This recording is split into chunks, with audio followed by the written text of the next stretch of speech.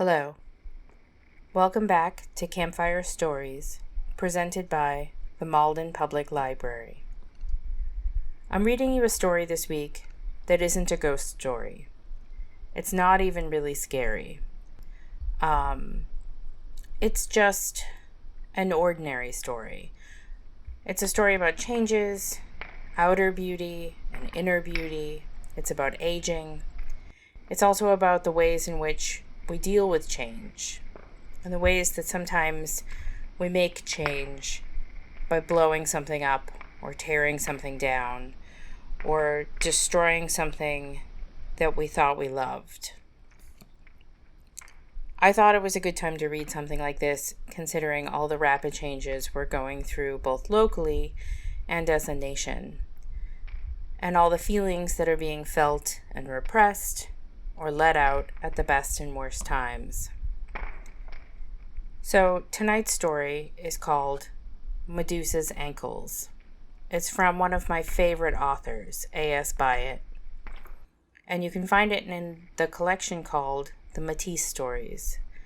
These are all short stories that feature a Matisse painting, and I strongly recommend you pick it up, both for the imaginative way they use the artwork as inspiration for the tale, but also the ways in which the stories kind of scratch at the feelings the artwork can elicit, or the ways in which it inspires a person to think in a different way about their life.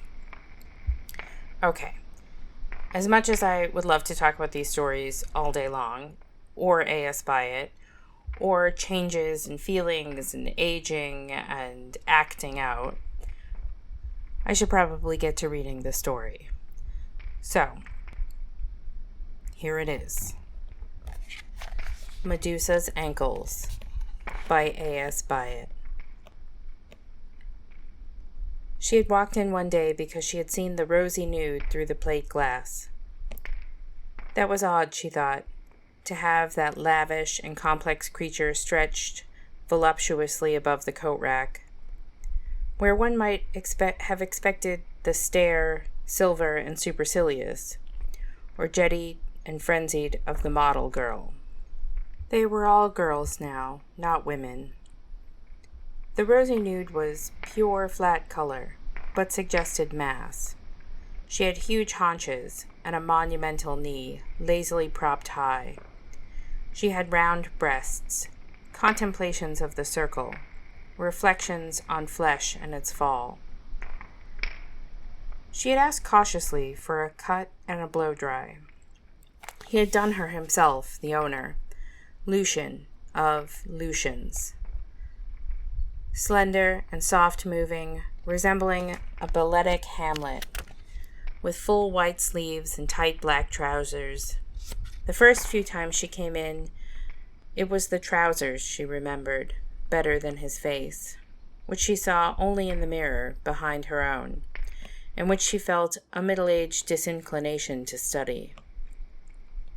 A woman's relation with her hairdresser is anatomically odd. Her face meets his belt.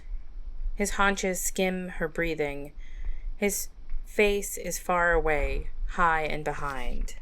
His face had a closed and monkish look, rather fine, she thought, under soft, straight, dark hair, bright with health, not with added fats, or so it seemed. I like your Matisse, she said the first time. He looked blank. The pink nude? I love her. Oh, that. I saw it in a shop. I thought it went exactly with the color scheme I was planning. Their eyes met in the mirror. I thought she was wonderful, he said. So calm. So damn sure of herself. Such a lovely color. I do think. Don't you think? I fell for her absolutely. I saw her in the shop in the Charing Cross Road, and I went home and said to my wife, I might think of placing her in the salon, and she thought nothing to it, but the next day I went back and just got her. She gives the salon a bit of class. I think things have to have class. In those days, the salon was like the interior of a rosy cloud, all pinks and creams, with creamy muslin curtains here and there, and ivory brushes and combs, and here and there, the mirrored frames, the little trolleys, a kind of sky blue, a dark sky blue, the color of the couch or bed on which the rosy nude herself spread. Music played. Susanna hated piped music, but this music was tinkling and tripping and dropping. Quiet seraglio music like sherbet. He gave her coffee in pink cups, with a pink and white wafer biscuit in the saucer. He soothed her middle-aged hair into a cunningly blown and natural windswept sweep, with escaping strands and tendrils, softening brow and chin. She remembered the hairdressing shop of her wartime childhood, with its boarded wooden cubicles, its advertisements for Amami shampoo, depicting ladies with blonde page boys and red lips, in the 40s bow, which was wider than the 30s rosebud. Amami, she had always supposed, rhymed with smarmy, and was somehow related to it. When she became a linguist, and could decline the verb to love in several languages, she saw suddenly one day that amami was an erotic invitation or command. Amami, love me, the blondes said under their impeccably massed rolls of hair.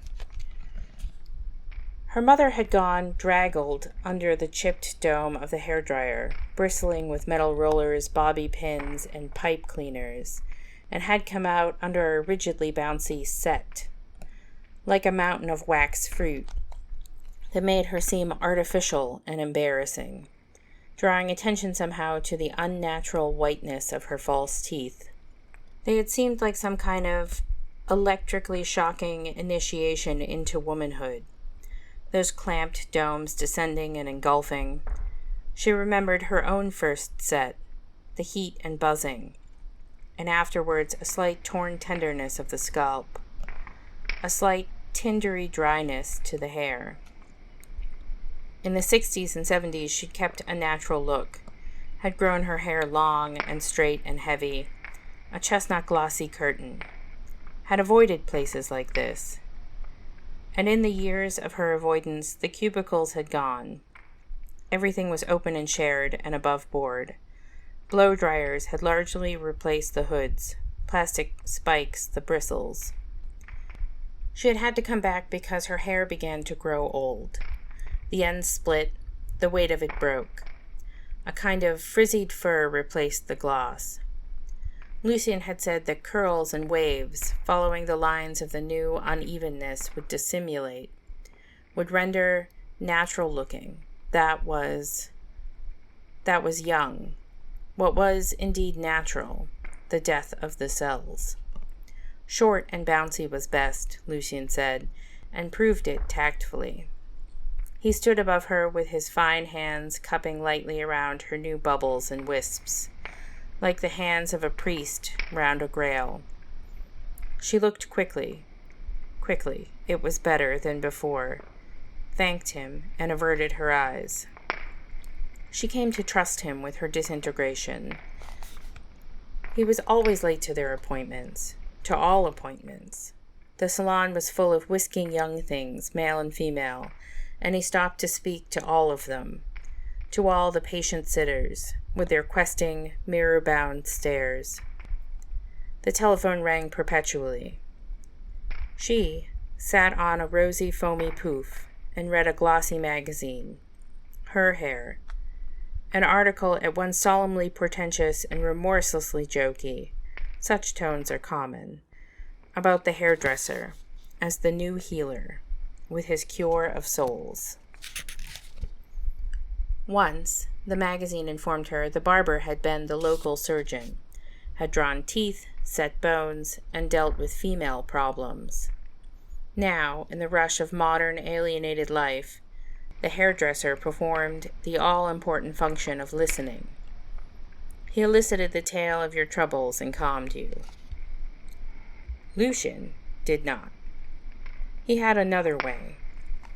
He created his own psychiatrist and guru from his captive hearer, or at least so Susanna found, who may have been specially selected because she was plump, which could be read as motherly, and because, as a university teacher, she was, as he detected, herself a professional listener.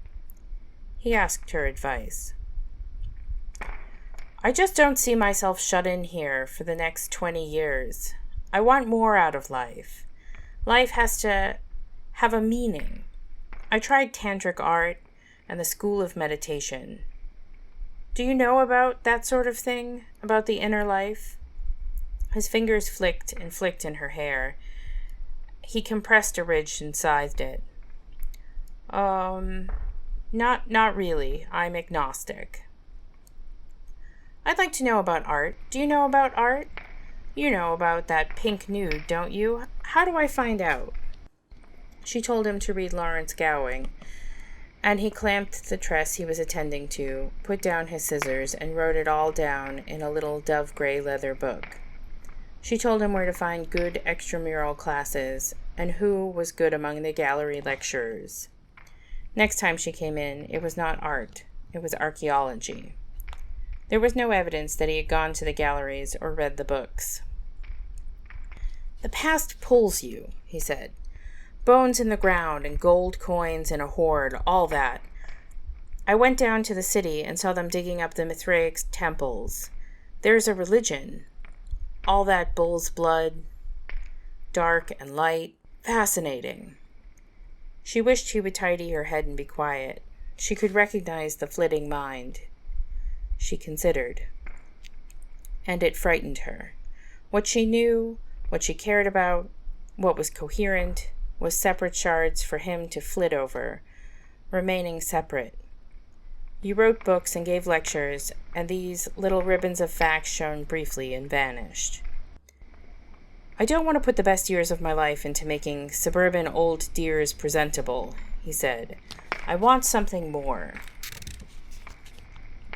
"What?" she said, meeting his brooding stare above the wet mat of her mop. He puffed foam into it and said, "Beauty. I want beauty. I must have beauty. I want to sail on a yacht among the Greek Isles with beautiful people." He caught her eye. "And see those temples and those sculptures?" He pressed close. He pushed at the nape of her neck. Her nose was near his discreet zip. "You've been washing it without conditioner," he said. "You aren't doing yourself any good, I can tell." She bent her head submissively, and he scraped the base of her skull. "You could have highlights," he said in a tone of no enthusiasm. "Bronze or mixed autumnal." No thanks. I prefer it natural." He began to tell her about his love life. She would have inclined, on the evidence before her eyes, to view that he was gay. The salon was full of beautiful young men who came, wielded the scissors briefly, giggled together in corners, and departed. Chinese, Indonesian, Glaswegian, South African. He shouted at them and giggled with them. They exchanged little gifts and paid off obscure little debts to each other. Once she came in late and found them sitting in a circle playing poker. The girls were subordinate and brightly hopeless. None of them lasted long. They wore in those days pink overalls with cream silk bindings.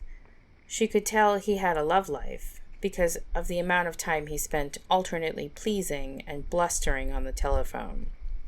His voice a blotting paper hiss.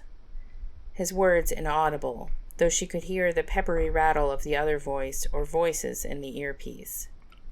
Her sessions began to take a long time, what with these phone calls, and with his lengthy explanations, which he would accompany with gestures, making her look at his mirrored excitement, like a boy riding a bicycle with hands off. "Forgive me if I've been a bit distracted," he said. "My life's in crisis. Something I never believed could happen has happened. All my life, I've been looking for something, and now I've found it. He wiped suds casually from her wet brow and scraped her eye corner. She blinked. Love, he said. Total affinity, absolute compatibility, a miracle, my other half, a perfectly beautiful girl. She could think of no sentence to answer this. She said, schoolmistressy. What other tone was there? And this has caused a crisis? She loves me. I couldn't believe it, but it's true. She loves me. She wants me to live with her. And your wife? There was a wife, who had thought nothing to the purchase of the rosy nude. She told me to get out of the house. So I got out. I went to her flat, my girlfriend's. She came and fetched me back, my wife. She said I must choose, but she thinks I'll choose her. I said it would be better for the moment to let it evolve. I told her, how do I know what I want in this state of ecstasy? How do I know it'll last? How do I know she'll go on loving me? He frowned impatiently and waved the scissors dangerously near her temples. All she cares about is respectability. She says she loves me, but all she cares about is what the neighbors say. I like my house, though. She keeps it nice. I have to say, it's not stylish, but it's in good taste. Over the next few months, maybe a year, the story evolved in bumps and jerks. Not, it must be said, with any satisfactory narrative shape. He was a very bad storyteller, Susanna realized slowly. None of the characters acquired any roundness. She formed no image of the nature of the beauty of the girlfriend, or of the way she spent her time when not demonstrating her total affinity for Lucian. She did not know whether the wife was a shrew, or a sufferer, nervous or patient, or even ironically detached. All these wraith persona were inventions of Susanna's own. About 6 months through the narrative, Lucian said that his daughter was very upset about it all. The way he was forced to come and go, sometimes living at home, sometimes shut out. You have a daughter? 15. No, 17. I always get ages wrong. She watched him touch his own gleaming hair in the mirror and smile apprehensively at himself.